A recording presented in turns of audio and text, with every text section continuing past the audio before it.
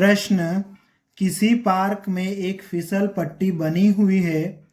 इसकी पार्श्वी दीवारों में से एक दीवार पर किसी रंग से पेंट किया गया है और उस पर पार्क को हरा भरा और साफ रखिए लिखा हुआ है। यदि इस दीवार की विमाएं 15 मीटर, 11 मीटर और 6 मीटर है तो रंग से पेंट हुए भाग का क्षेत्रफल ज्ञात कीजिए। इस प्रश्न में एक फिसल पट्टी है और जिसकी दीवारें जो है त्रिभुज के आकार की है और उस पर रंग लगा हुआ है, पेंट किया हुआ है, तो उस रंग लगे हुए भाग का क्षेत्रफल ज्ञात करना है। अब चूंकि जो फिसल पट्टी है उसकी दीवार त्रिभुज के आकार की है और उस पूरे भाग पर रंग लगा हुआ है, मतलब हम उस त्रिभुजाकार दीवार का क्षेत्रफल निकालेंगे तो रंग लगे हुए भाग का क्षेत्रफल हमें मिल जाएगा। इस प्रश्न को हल करने के लिए हम लिखेंगे हल यहाँ पर। अब ये जो दीवार है उसकी विमाएं दी हैं तो हम यहाँ पर लिख लेंगे a बराबर 15 मीटर, b बराबर 11 मीटर और c बराबर 6 मीटर। अब हम यहाँ पर s का सूत्र लिख लेंगे। s बराबर a plus B plus c बटे 2 होता है। ठीक है, यहाँ पर हम a, b और c का मान रखेंगे और s का मान निकालेंगे। तो a का मान कितना है 15 प्लस b का मान कितना है 11 प्लस c का मान कितना है 6 बटे 2। अब इसको जोड़ लेते हैं हम। ये 15 में 6 जोड़ेंगे तो 21 हो जाएगा। 21 में 11 जोड़ेंगे तो 32 हो जाएगा। 32 बटे 2। 32 में 2 का भाग लगाएंगे तो कितना आ जाएगा 16 आ जाएगा। इस तरह से s बराबर 16 मीटर आ जाएगा। अब हीरोन का सूत्र, त्रिभुजाकार दीवार के रंग से पेंट हुए भाग का क्षेत्रफल बराबर करनी के अंदर s, कोष्टक में s माइनस a, कोष्टक में s माइनस b, अगले कोष्टक में s माइनस c। चूंकि ये दीवार त्रिभुज के आकार की है और पूरी दीवार रंग से पेंट की हुई है तो रंग से पेंट किए हुए भाग का क्षेत्रफल निकालने के लिए हम हीरोन का सूत्र लगाएंगे और ये हमने हीरोन का सूत्र लिख लिया है।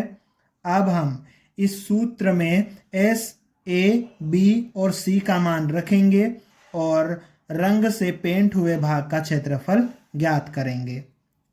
ठीक है, इसमें s की जगह पर हम कितना रखेंगे 16, कोष्टक में s की जगह पर 16 माइनस a की जगह पर कितना रखेंगे 15, s का मान 16 माइनस b का मान कितना है 11, कोष्टक में s का मान 16, c का मान कितना है 6।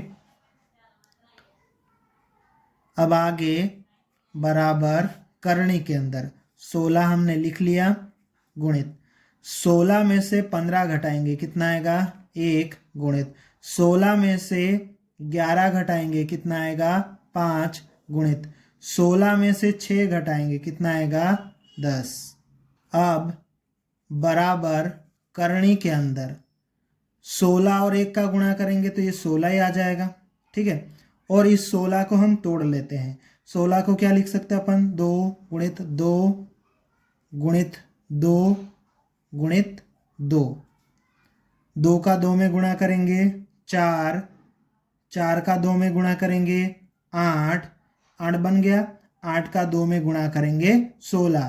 तो 16 को तोड़कर हमने इस तरह से लिख लिया, गुणित ये 5 आ जाएगा। इसको भी तोड़ लेते हैं। 10 को हम तोड़ेंगे तो कितना आ जाएगा 5 गुणित 2। अब देखो ये 2 का एक जोड़ा बन गया, ये भी जोड़ा बन गया, ये भी जोड़ा बन गया। अब क्या करेंगे, ये करनी में से जोड़े में से 1 2 बाहर आ जाएगा, इस जोड़े में से 1 बाहर आ जाएगा, इस जोड़े में से 1 बाहर आ जाएगा और करनी के अंदर ये 2 बचा रह जाएगा। अब आगे इनका गुणा कर लेते हैं। 2 गुणित 2 4 हो जाएगा, 4 गुणित 5 20 हो जाएगा। तो 20 करनी 2, और ये पूरा मीटर में था सब, तो मीटर की घात 2 मतलब वर्ग मीटर। इस तरह से रंग से पेंट हुए भाग का क्षेत्रफल 20 करनी 2 वर्ग मीटर हो जाएगा। अतः रंग से पेंट हुए भाग का क्षेत्रफल 20 करनी 2 वर्ग मीटर होगा। यह हमारा उत्तर है। यदि आपको वीडियो पसंद आया हो तो वीडियो को लाइक करें और इस चैनल को सब्सक्राइब ज़रूर करें।